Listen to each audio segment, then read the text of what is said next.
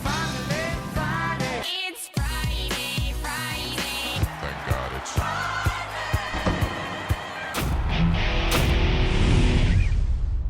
All right, welcome back to the Friday Show, presented this week by NYRA's Loyalty Program. I'm Scott Jagow, along with Ray Paulick. We're glad to have you with us. Ray, we're into the final preps for this year's Kentucky Derby. Big three this weekend, then you've got the Arkansas coming up. So things are starting to take shape. A few weeks ago, we were all a little mystified about how this was going to turn out. Long shots winning the prep races, but things are starting to form up here. What's your take at this point about the Triple Crown Trail this year? Well, there's obviously a lot of talent out there. We at the end of last year, I don't think anybody really knew where things were going to head. But one thing I've noticed about this year's Triple Crown is that the best trainers, the most successful trainers, seem to be getting the best horses on the road to the Derby at least. You know, Bob Baffert, Todd Pletcher. Over in Europe, you've got Aidan O'Brien, Jerry Hollendorfer's looking at the Derby with a couple of prospects. And the major stables, WinStar has got several candidates for the Derby. You know, the professional outfits seem to be dominating the prep races and accumulating the points and will be filling the starting gate. I'm not even sure that Cinderella can afford a ticket to the ball this year. Well, it kind of dovetails with the trends in the industry when you look at the sales. A lot of high-end sales. You know, there's a low end. The middle is kind of dropped out a little bit. So, you know, maybe we're not going to see as many of those kind of lower-priced horses win the Kentucky Derby in the near future. If you look at the candidates this year, I mean, Instilled Regard, over $1 million. Bolt Doro, $630,000. Justify, $500,000.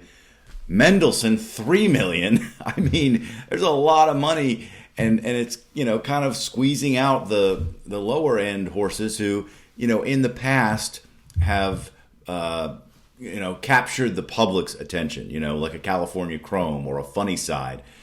You know, this year it looks like it's the Sport of Kings. Yeah, and, you know, Mendelssohn, $3 million, but he looked like he was worth every bit of that and more. That's true. You know, it's kind of hard to argue with the sale price when you win the UAE Derby by 18 and a half lengths the way he did.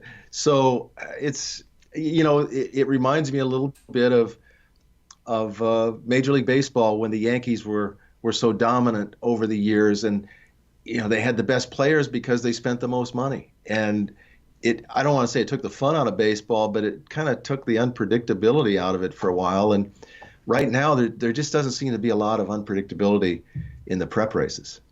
On the other hand, when you look at the top 8 to 10 horses this year, they're pretty good. And I think that's going to make for a very competitive Kentucky Derby. I mean, adding in what you saw with Mendelssohn, which is an amazing performance, and now you have that overseas element that actually is formidable as opposed to just filling a starting gate spot. So then you add in the East Coast versus the West Coast, where the West Coast has a couple of really serious contenders. But at the top of the list here, you've got Audible and Noble Indy on the East Coast. Pletcher versus Baffert. Chad Brown has last year's juvenile champion. It looks like, to me, this is going to be one heck of a Derby when it finally arrives. Yeah, I haven't done the numbers on this, but I wonder if you added up once we get to the starting gate, and the way it looks, it seems pretty predictable. A lot of the horses this weekend, I think, are going to run well. The favorites are going to run well. I wonder what the aggregate cost of the 20 horses that eventually will fill the starting gate are.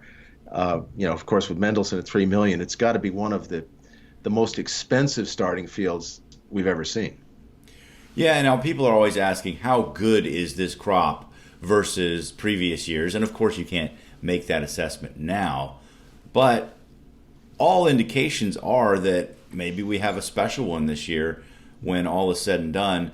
I hesitate to make that pronouncement just yet, because what we've seen in recent years is the Derby contenders and the Triple Crown participants kind of fall off later in the year. Last year was a perfect example. The last couple of years it's been happening. So I would say that my hope for this year is that they keep running against each other throughout the calendar year instead of getting injured, being retired, not participating in the sport, because that's frustrating for fans. Yeah, another thing that's frustrating is that when the Derby is run and you've got the dust clears, who goes on to the second leg, the Preakness? The trend there has been horses that don't win the Derby don't participate in the Preakness, and to me that's a troubling sign too, because the Triple Crown builds interest in the sport, and it's not just winning the Triple Crown, it's the 3 individual races. And a good, solid field for the Preakness, to me, is just as important as the other 2 legs. The Derby is the Derby. It's always going to be number 1. But if everybody lays down and lets the Derby winner have it his way in the Preakness, I don't think that's good for the sport. Last year, the Derby winner didn't do so well at Baltimore. But the trend is the horses that are also rans in the Derby just skip the Preakness and move on, look elsewhere after that. So, who do you got your eye on? Has anybody caught your attention this year?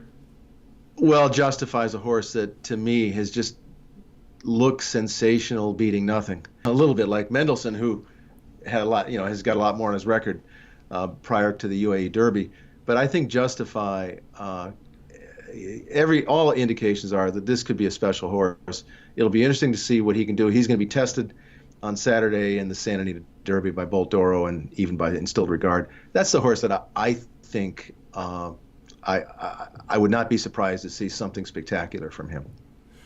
I'm going to go with Mendelssohn as catching my eye. Obviously he caught everyone's eye, but I just watched the way he was striding down the stretch, and I'm like, that's a horse that can win the Kentucky Derby. The track, yes, it was playing to speed, but he set a track record for a minute 55 for that distance. And, he won the Breeders' Cup Juvenile Turf last year. So right. That, to me, we always had that trend where no one could win the Breeders' Cup Juvenile and the Derby.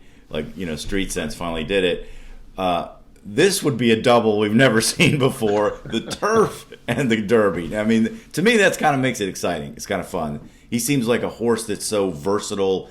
He's so well bred, and despite the fact that he cost $3 million, I'm usually an underdog guy. I just like the horse. Well, and this, again, might be the year we see that streak that goes back into the 1800s of a Derby winner having raced as a 2-year-old.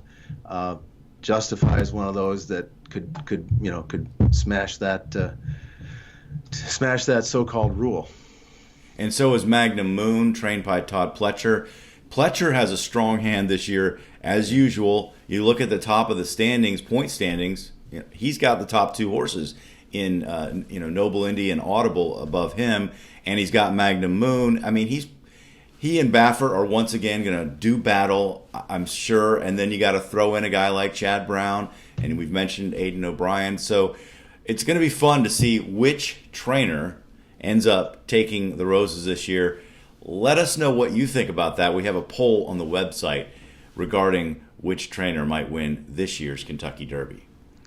All right, that's going to do it for this edition of the Friday Show, presented by NYRA's Loyalty Program. Thanks for joining us, and we'll talk to you soon.